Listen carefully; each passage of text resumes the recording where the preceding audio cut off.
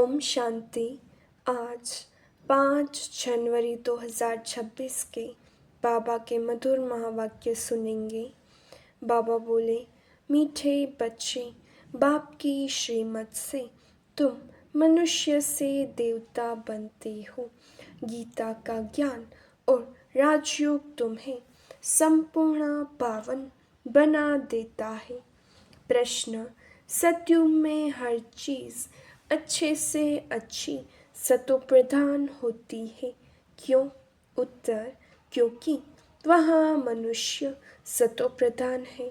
जब मनुष्य अच्छे हैं तो सामग्री भी अच्छी है, और मनुष्य बुरे हैं तो सामग्री भी नुकसानकारक है।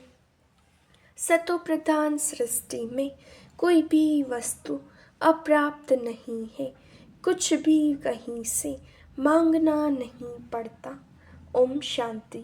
बाबा इस शरीर द्वारा समझाते हैं, इनको जीव कहा जाता, इनमें आत्मा भी है, और तुम बच्चे जानते हो परम पिता परमात्मा भी इनमें है।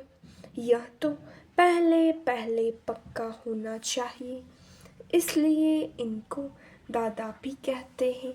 यह तो बच्चों को निश्चय है, इस निश्चय में ही रमण करना है।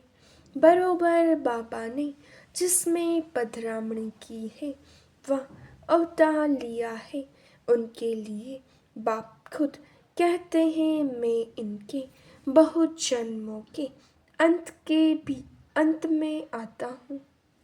बच्चों को समझाया गया है, यह है सर्वशास्त्र शिरोमणि गीता का ज्ञान। श्रीमत अर्थात श्रेष्ठ मत, श्रेष्ठ ते श्रेष्ठ मत है, ऊंचते ऊंच भगवान की, जिसकी श्रीमत से तुम मनुष्य से देवता बनते हो। तुम भ्रष्ट मनुष्य से श्रेष्ठ देवता बनते हो। तुम आते ही इसलिए हो। बाप भी खुद कहते हैं, मैं आता हूँ तुमको श्रेष्ठाचारी निर्विकारी मत वाले देवी देवता बनाने। मनुष्य से देवता बनने का अर्थ भी समझना है।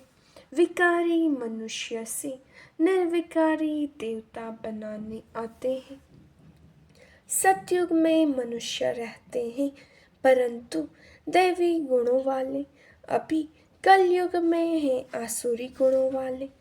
है सारी मनुष्य सृष्टि, परंतु वह है ईश्वरीय बुद्धि, यह है आसुरी बुद्धि। वहाँ ज्ञान, यहाँ भक्ति। ज्ञान और भक्ति अलग अलग है ना। भक्ति की पुस्तक कितनी और ज्ञान की पुस्तक कितनी है। ज्ञान का सागर बाप है, उनका पुस्तक भी तो एक ही होना चाहिए। जो भी धर्म स्थापन करते हैं उनका पुस्तक एक होना चाहिए। उनको रिलीजियस बुक कहा जाता है। पहला रिलीजियस बुक है गीता, श्रीमद् भगवत गीता। यह भी बच्चे जानते हैं। पहला आदि सनातन देवी देवता धर्म है, न कि हिंदू धर्म। मनुष्य समझते हैं गीता से हिंदू धर्म स्थापन हुआ, और गीता गाई है श्री कृष्ण ने। कोई से पूछो तो कहेंगे परंपरा से यह श्री कृष्ण ने गाई है। कोई शास्त्र में शिव भगवान उवाच है नहीं। श्री कृष्ण भगवान उवाच लिख दिया है। जो गीता पढ़े होंगे उनको सहज समझ में आएगा। अभी तुम समझते हो, इसी गीता ज्ञान से मनुष्य से देवता बने हैं, जो अभी बाप तुमको दे रहे हैं। राजयोग सिखा रहे हैं, पवित्रता भी सिखा रहे हैं। काम महाशत्रु है, इस द्वारा ही तुमने हार खाई है। अब फिर उन पर जीत पाने से तुम जगत जीत अर्थात विश्व का मालिक बन जाते हो। यह तो बहुत सहज है। बेहद का बाप पेट इनके द्वारा तुमको पढ़ाते हैं। वह है सभी आत्माओं का बाप या फिर है बेहद का बाप मनुष्यों का। नाम ही है प्रजापिता ब्रह्मा। तुम कोई से भी पूछेंगे ब्रह्मा के बाप का नाम बताओ तो मूंझ पड़ेंगे। ब्रह्मा विष्णु शंकर है क्रिएशन। इन तीनों का कोई तो बाप होगा ना। तुम दिखाते हो इन तीनों का बाप है निराकार शिव। ब्रह्मा विष्णु शंकर को सूक्ष्म वतन के देवताएं दिखलाते हैं। उनके ऊपर है शिव। बच्चे जानते हैं शिव बाबा के। बच्चे जो भी आत्माएं हैं उनको अपना शरीर तो होगा। वह तो सदैव निराकार परम पिता परमात्मा है। बच्चों को मालूम हुआ है निराकार परम पिता परमात्मा के हम बच्चे हैं। आत्मा शरीर द्वारा बोलती है। परम पिता परमात्मा कितनी सहज बातें हैं। इसको कहा जाता है अल्फ बे। पढ़ाते कौन है? गीता का ज्ञान किसने सुनाया? निराकार बाप ने। उन पर कोई ताज आती है नहीं। वह ज्ञान का सागर बीज रूप चैतन्य है। तुम भी चैतन्य आत्माएं हो ना। अभी जाड़ों के आदि मध्य अंत को तुम जानते हो। भल माली नहीं हो परंतु समझ सकते हो कैसे बीज डालते हैं। उनसे झाड़ निकलते हैं। वह तो है जड़ झाड़। यह है चैतन्य। तुम्हारी आत्मा में ज्ञान है और कोई की आत्मा में ज्ञान होता नहीं। बाप चैतन्य मनुष्य सृष्टि का बीज रूप है तो झाड़ भी मनुष्यों का होगा। यह है चैतन्य क्रिएशन। बीज और क्रिएशन में फर्क तो है ना। आम का बीज डालने से आम निकलता है। फिर झाड़ कितना बड़ा होता है। वैसे मनुष्य के बीज से मनुष्य कितने फर्टाइल होते हैं। जड़ बीज में कोई ज्ञान नहीं है। यह तो चैतन्य बीज रूप है। उनमें सारे सृष्टि रूपी झाड़ का ज्ञान है कि कैसे उत्पत्ति पालना फिर विनाश होता है। यह बहुत बड़ा झाड़ खलास हो फिर दूसरा नया झाड़ कैसे खड़ा होता है। यह है गुप्त। तुमको ज्ञान भी गुप्त मिलता है। बाप भी गुप्त आए हैं। तुम जानते हो यह कलम लग रहा है। अभी तो सब पतित बन गए हैं। अच्छा बीच से पहले पहले नंबर में जो पता निकला वह कौन था? सतयुग का पहला पत्ता तो श्री कृष्ण को ही कहेंगे। लक्ष्मी नारायण को नहीं। नया पत्ता छोटा होता है पीछे बड़ा होता है। तो इस बीज की कितनी महिमा है। यह तो चैतन्य है ना। फिर पत्ते भी निकलते हैं। उन्हों की महिमा तो होती है। अभी तुम देवी देवता बन रहे हो। दैवी गुण धारण कर रहे हो। मूल बात ही यह है कि हमको दैवी गुण धारण करने हैं। इन जैसा बनना है। चित्र भी है। यह चित्र न होते तो बुद्धि में ज्ञान ही नहीं आता। यह चित्र बहुत काम में आते हैं। भक्ति मार्ग में इन चित्रों की भी पूजा होती है और ज्ञान मार्ग में इन चित्रों से तुमको ज्ञान मिलता है कि ऐसा बनना है। भक्ति मार्ग में ऐसे नहीं समझते कि हमको ऐसा बनना है। भक्ति मार्ग में मंदिर कितने बनते हैं। सबसे जास्ती मंदिर किसके होंगे? जरूर शिव बाबा के होंगे जो बीज रूप है। फिर उसके बाद पहले क्रिएशन के मंदिर होंगे। पहले क्रिएशन या लक्ष्मी नारायण है। शिव के बाद इनकी पूजा सबसे जास्ती होती है। माताएं तो ज्ञान देती हैं, उनकी पूजा नहीं होती।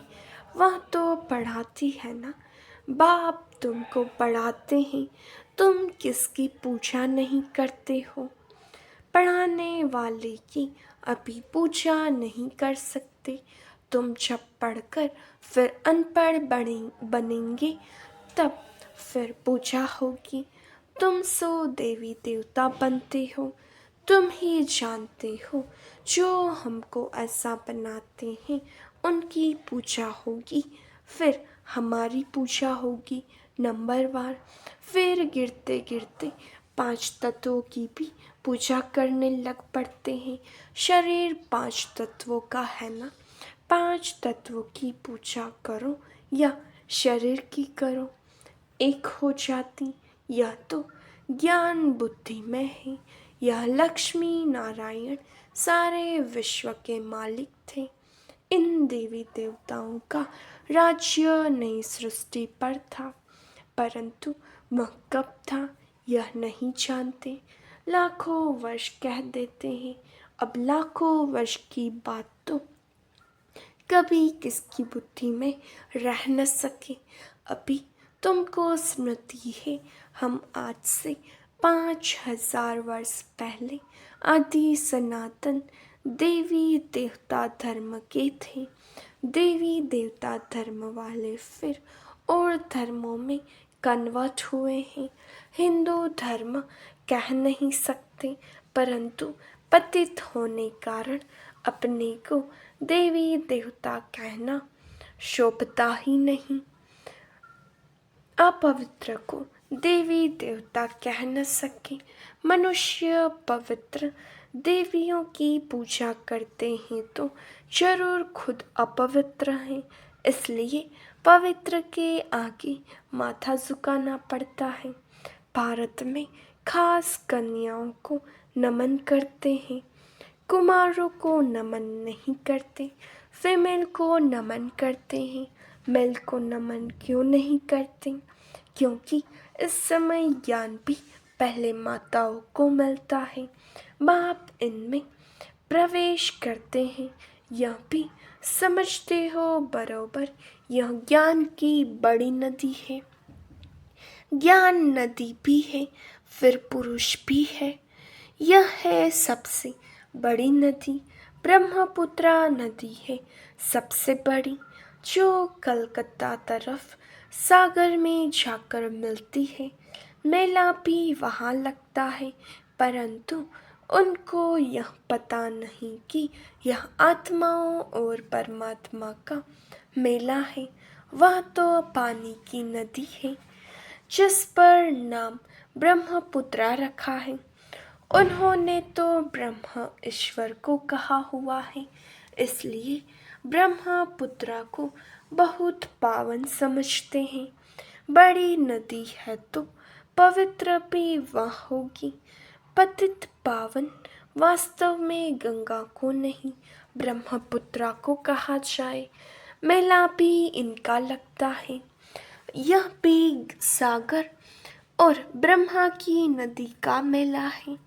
ब्रह्मा द्वारा एडॉप्शन कैसे होती है, यह गुह्य बातें समझने की है जो प्रायः लोप हो जाती है।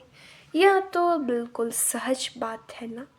भगवान वाच, मैं तुमको राजयोग सिखलाता हूँ, फिर यह दुनिया ही खलास हो जाएगी। शास्त्र आदि कुछ भी नहीं रहेंगे। फिर भक्ति मार्ग में यह शास्त्र होते हैं, ज्ञान मार्ग में शास्त्र होते नहीं। मनुष्य समझते हैं यह शास्त्र परंपरा से चले आते हैं। ज्ञान तो कुछ है नहीं। कल्प की आयु ही लाखों वर्ष कह दी है, इसलिए परंपरा कह देते हैं।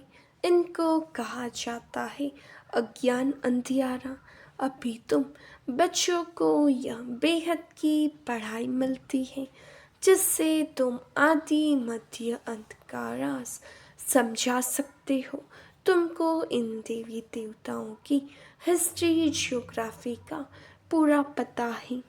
यह पवित्र प्रवृत्ति मार्ग वाले पूज्य थे, अभी पुजारी पतित बने हैं। सतयुग में है पवित्र प्रवृत्ति मार्ग, यहाँ कलयुग में है अपवित्र प्रवृत्ति मार्ग है। फिर बाद में है निवृत्ति मार्ग, वह भी ड्रामा में है, उसको संन्यास धर्म कहा जाता है। घर बार का संन्यास कर जंगल में चले जाते हैं, वह है हद का संन्यास। रहते तो इसे पुरानी दुनिया में ही है ना। अभी तुम समझते हो हम संगम युग पर हैं, फिर नई दुनिया में जाएंगे। तुमको तिथि तारीख सेकंड सहित सब मालूम है। वह लोग तो कल की आयु ही लाखों वर्ष कह देते हैं, इनका पूरा हिसाब निकाल सकते हैं। लाखों वर्ष की तो बात कोई याद भी न कर सके। अभी तुम समझते हो बाप क्या है, कैसे आते हैं, क्या कर्तव्य करते हैं। तुम सबके ऑक्यूपेशन को, जन्म पत्री को जानते हो, बाकी जाड़ के पत्ते तो ढेर होते हैं, वह गिनती थोड़े ही कर सकते हैं। इस बेहद सृष्टि रूपी जाड़ के कितने पत्ते हैं? 5,000 वर्ष में इतने करोड़ हैं, तो लाखों वर्ष में कितने अनगिनत मनुष्य हो जाएं। भक्ति मार्ग में दिखाते हैं, लिखा हुआ है सतयुग इतने वर्ष का है, त्रेता इतने वर्ष का है, द्वापर इतने वर्ष का है। तो बाप पेट तुम बच्चों को यह सब राज समझाते हैं। आम का बीज देखने से आम का झाड़ सामने आएगा ना। अभी मनुष्य सृष्टि का बीज रूप तुम्हारे सामने है, तुमको पेट झाड़ का राज समझाते हैं, क्योंकि चैतन्य है। बताते हैं हमारा यह उल्टा झाड़ है, तुम समझा सकते हो। जो भी इस दुनिया में है जड़ व चैतन्य हूबहू रिपीट करेंगे। अभी कितना वृद्धि को पाते रहते हैं, सतयुग में इतना हो नहीं सकता। कहते हैं फलानी चीज़ ऑस्ट्रेलिया से जापान से आई, सतयुग में ऑस्ट्रेलिया जापान आदि थोड़े ही थे। ड्रामा अनुसार वहाँ की चीज़ यहाँ आती है। पहले अमेरिका से गेहूं आदि आते थे, सतयुग में कहाँ से आएंगे? थोड़े ही। वहाँ तो है ही एक धर्म, सब चीज़ें भरपूर रहती है। यहाँ धर्म वृद्धि को पाते रहते हैं, तो उनके साथ सब चीज़ें कम होती जाती हैं। सतयुग में कहाँ से मंगाते नहीं हैं। अभी तो देखो कहाँ कहाँ से मंगाते हैं। मनुष्य पीछे वृद्धि को पाते गए हैं। सतयुग में तो अपर्याप्त कोई वस्तु होती नहीं, वहाँ की हर चीज़ सतो प्रधान बहुत अच्छी होती है। मनुष्य ही सतो प्रधान है। मनुष्य अच्छे हैं तो सामग्री भी अच्छी है। मनुष्य बुरे हैं तो सामग्री भी नुकसानकारक है। साइंस की मुख्य चीज़ है एटॉमिक बॉम्ब्स, जिससे इतना सारा विनाश होता है। कैसे बनाते होंगे? बनाने वाली आत्मा में पहले से ही ड्रामा अनुसार ज्ञान होगा। जब समय आता है तब उनमें वह ज्ञान आता है जिसमें सेंस होगी, वही काम करेंगे और दूसरे को सिखाएंगे। कल्प कल्प जो पाठ बजाया है वहीं बजता रहता है। अभी तुम कितने नॉलेजफुल बनते हो, इनमें जास्ती नॉलेज होती नहीं। तुम इस नॉलेज से देवता बन जाते हो। इससे ऊंच कोई नॉलेज है नहीं। वह है माया की नॉलेज जिससे विनाश होता है। वह लोग साइंटिस्ट मून में जाते हैं, खोजते हैं। तुम्हारे लिए कोई नई बात नहीं। यह सब माया का पॉप है। बहुत शो करते हैं, अति डीपनेस में जाते हैं, बहुत बुद्धि को लड़ाते हैं, कुछ कमाल कर दिखावे। बहुत कमाल करने से फिर नुकसान हो जाता है। क्या क्या बनाते रहते हैं, बनाने वाले जानते हैं इनसे यह विनाश होगा। अच्छा, मीठे मीठे से खिलाते बच्चों प्रति माता पिता बाप दादा का याद प्यार और गुड मॉर्निंग। रूहानी बाप की रूहानी बच्चों को नमस्ते। हम रूहानी बच्चों की रूहानी बाप दादा को याद प्यार नमस्ते गुड मॉर्निंग। ओम शांति। शुक्रिया बाबा, शुक्रिया। धारणा के लिए मुख्य सार। पहली पॉइंट, गुप्त ज्ञान का सिमरन कर हर्षित रहना है। देवताओं के चित्रों को सामने देखते उन्हें नमन वंदन करने के बजाय उन जैसा बनने के लिए दैवी गुण धारण करने हैं। दूसरा, सृष्टि के बीज रूप बाप और उनकी चैतन्य क्रिएशन को समझ नॉलेजफुल बनना है। इस नॉलेज से बढ़कर और कोई नॉलेज नहीं हो सकती। इसी नशे में रहना है।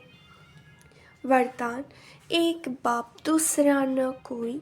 इस पाठ की स्मृति से एक रस स्थिति बनाने वाली श्रेष्ठ आत्मा भव। एक बाप दूसरा न कोई। यह पाठ निरंतर याद हो तो स्थिति एक रस बन जाएगी। क्योंकि नॉलेज तो सब मिल गई है, अनेक पॉइंट्स हैं, लेकिन पॉइंट्स होते हुए पॉइंट्स रूप में रहें। यह है उस समय की कमाल जिस समय कोई नीचे खींच रहा हो। कभी बात नीचे खींचेगी, कभी कोई व्यक्ति, कभी कोई चीज़, कभी वायुमंडल। यह तो होगा ही, लेकिन सेकंड में यह सब विस्तार समाप्त हो, एक स्थिति रहे, तब कहेंगे श्रेष्ठ आत्मा भव के वरदानी। स्लोगन, नॉलेज की शक्ति धारण कर लो तो विघ्न वार करने के बजाय हार खा लेंगे। अव्यक्त इशारे, इस अव्यक्ति मास में बंधन मुक्त रह जीवन मुक्त स्थिति का अनुभव करो। अभी आप सब ऐसे मुक्त बन मास्टर मुक्तिदाता बनो जो सर्व आत्माएं प्रकृति भगत मुक्त हो जाए। अभी ब्रह्मा बाप इसी एक बात में डेट कॉन्शियस है कि मेरा एक एक बच्चा कब जीवन मुक्त बनेगा। ऐसे नहीं समझना कि अंत में जीवन मुक्त बनेंगे, नहीं, बहुत काल से जीवन मुक्त स्थिति का अभ्यास, बहुत काल जीवन मुक्त राज्य भाग्य का अधिकारी बनाएगा। अच्छा, ओम शांति।